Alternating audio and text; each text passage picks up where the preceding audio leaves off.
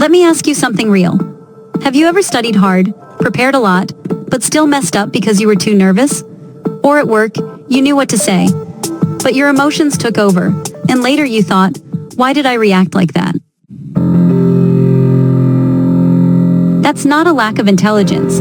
That's a lack of emotional intelligence. And the good news is, emotional intelligence is not something you're born with. It's something you build, step by step.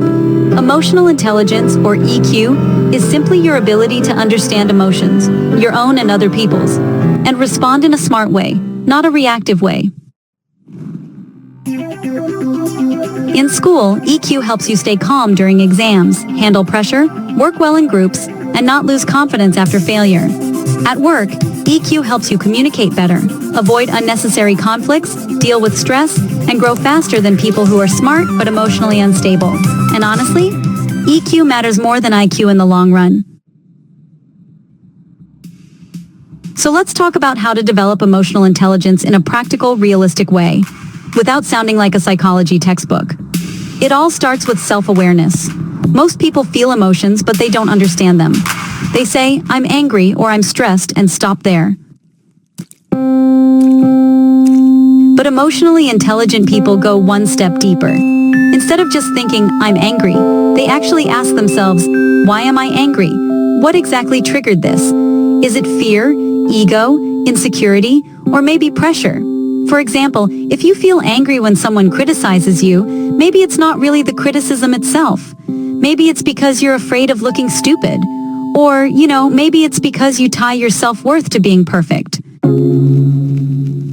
Once you can name the real emotion, it actually loses some power over you. A simple habit that really helps is this. When you feel a strong emotion, just pause for a moment and label it. Say in your head, I'm feeling anxious, or I'm feeling jealous, or maybe I'm feeling overwhelmed. Not judging, just noticing. This one habit alone can honestly change how you react in school, at work, and in your relationships. Now, once you're aware of your emotions, the next step is emotional control. This doesn't mean suppressing emotions. It actually means choosing your response instead of letting emotions control you. Think about this situation for a second. Your teacher or boss says something that feels unfair.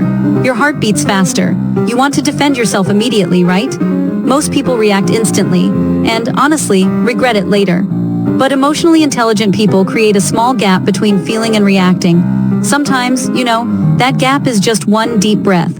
Sometimes it's saying, let me think about that, instead of responding right away. In that gap, you ask yourself one question. What response helps me the most right now? Not what feels good in the moment. What helps you in the long term? This skill is actually powerful in exams, presentations, meetings, and even arguments with friends. Next comes empathy, and this is where EQ really levels up. Empathy is the ability to understand what other people might be feeling, even when you disagree with them. At school, this helps you work better in group projects. At work, this helps you communicate, lead, and avoid drama.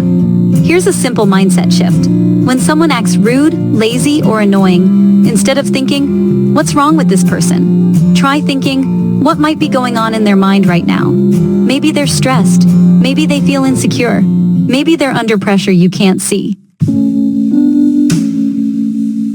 This doesn't mean you accept bad behavior. It just means you don't take everything personally. And when you don't take things personally, you stay calm, clear, and in control. Another big part of emotional intelligence is communication. High EQ people don't just talk. They listen to understand, not to reply. Most of us listen while preparing our response in our head. Emotionally intelligent people slow down and actually hear what the other person is saying. A powerful habit is repeating or summarizing what you heard. For example, so what you're saying is, or I understand that you feel. This makes people feel respected. And when people feel respected, conversations become easier, even difficult ones. This skill alone can improve friendships, teamwork, and professional relationships. Now let's talk about handling stress and failure, because life doesn't get easier. You get stronger. Emotionally intelligent people don't avoid stress.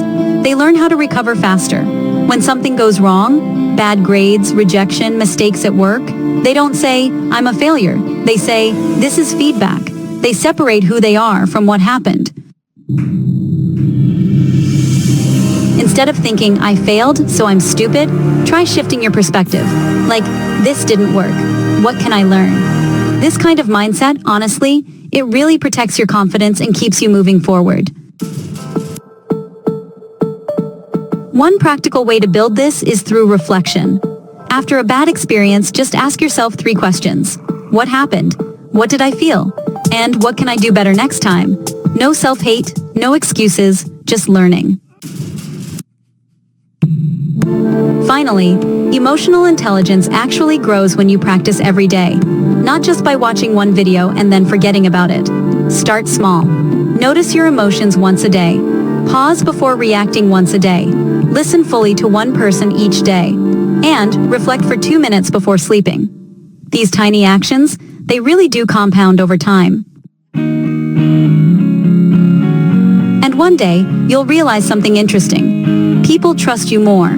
You feel calmer under pressure. You handle school, work, and life with more confidence. Not because life suddenly got easier, but because you became emotionally stronger.